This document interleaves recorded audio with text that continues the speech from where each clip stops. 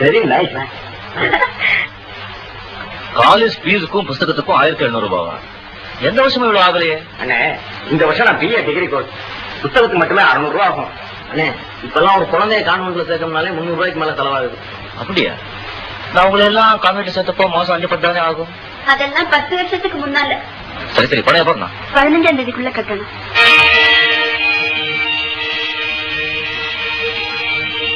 10ஆம் தேதிக்குள்ள கட்டணும். 7ஆம் தேதிக்குள்ள கட்டணும். சரி சரி, நீங்க காலேஜ் போங்க, நான் ஏற்பாடு பண்றேன். சரிண்ணா.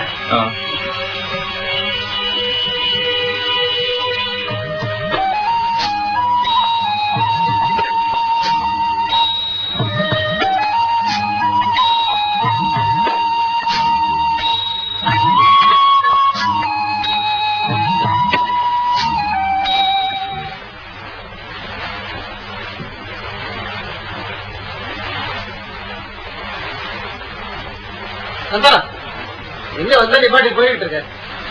இது நான் அப்புறம் வரேன். என்ன எழுதிட்டு மூடு கேட்டு. ஆமா, பெரிய இலக்கியமா எழுதிட்டு இருக்க. மூடு கேட்டு போறதுக்கு என்ன விஷயம்? இதுல வந்து ஒரு 200 ரூபாய் பணம் இருந்தா கூட அர்த்தம். இந்த அடுத்த வாரம் தரேன், அடுத்த மாசம் தரேன், இதெல்லாம் வேண்டியது இல்ல. ஃப்ரெண்ட்ஷிப் தான் கெட்டு போகும். உனக்கு வேணுங்கிறப்ப கேளு, என்கிட்ட பணம் இருந்தா கொடுத்துடுறேன். இல்லன்னா அடுத்த வாரம் தரேன் நான் சொல்றேன். அது இப்ப நான் வாழ்க்கை நடக்கிறதே கஷ்டமா இருக்கு. வெறும் காலேஜ் ஃபீஸுக்கும் புக்ஸுக்கும் எவ்வளவு பணம் செலவா தெரியுமா? நானும் உங்ககிட்ட அடிக்கடி பணம் வாங்கிட்டே இருக்கேன். எவ்வளவு பணம் கொடுத்துருக்கேன் கணக்கு வச்சிருக்கேன். நீ என்கிட்ட எவ்வளவு வாங்கியிருக்கேன்னு கணக்கு வச்சிருக்கேன். அப்புறம் என்ன பிரச்சனை? பல வருஷமா பழகிறோம், எவ்வளவோ கொடுக்குறோம், வாங்கிக்கிறோம். இப்ப மட்டும் என்ன திடீர்னு கணக்கு விளக்கு? இல்ல, என்ன சொல்ல வரேன்னா, நீ எதுவும் சொல்ல வேண்டாம். வேற ஏதாவது பேசுறது என்ன பேசு. அம்மா என்ன எழுதிருக்க? கிசு கிசு ரகசியமா சொல்ல விடாது. அடே, எனக்கு ரொம்ப நாள் அந்த கிசு கிசு பத்தி கேட்கணும்னு ஆசை.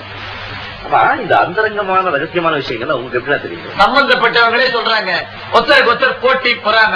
இவரை பத்தி அவர் சொல்றாரு, அவரை பத்தி இவர் சொல்றாரு. எங்களுக்கு என்ன நிஜமா பொய்யாரு கூட பாக்குறது இல்ல, எல்லாத்தையும் போட்டுறோம். ஊர் 2 பட்டா கூத்தாடி கொண்டாட்டம்னு சொல்லுவாங்க. இங்க கூத்தாடி 2 பட்டா பத்திரிகைக்காரருக்கு கொண்டாட்டம். உனக்கு யாராவது பிடிக்கலன்னா சொல்லு, கச்சா முச்சாடி எழுதிடுறேன். வேண்டாப்பா, முடிஞ்ச அளவுக்கு உண்மை எழுது. உண்மையை எழுதுறான், அதோட பத்திரிகை மூடிக்கிட்டு போக வேண்டியதுதான். யார திட்டலாம்?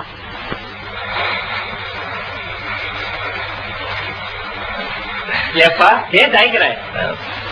உங்ககிட்ட கேட்கறதுக்கே தயக்கமா இருக்கு. உன் தம்பி தங்கச்சி காலேஜ் கிட்ட பணம் வேணுமா? எவ்வளவு வேணும்? ஒரு 500 ரூபாய் வேணும். இவ்வளவுதானே? இந்த 500 ரூபாய்க்கு மவுசு அடிச்சிருக்கேன், இதை ஞாயிற்று கொடுத்து வாங்கிக்கோ. ஏப்பா, என்ன விஷயம்?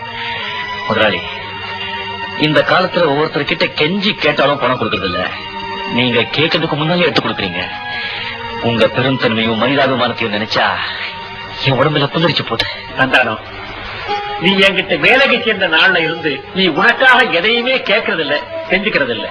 இந்த காலத்துல மற்றவங்களுக்காக வாழ்றது ரொம்ப கம்மி. அந்த நல்ல கொள்கை உங்ககிட்ட இருக்கு.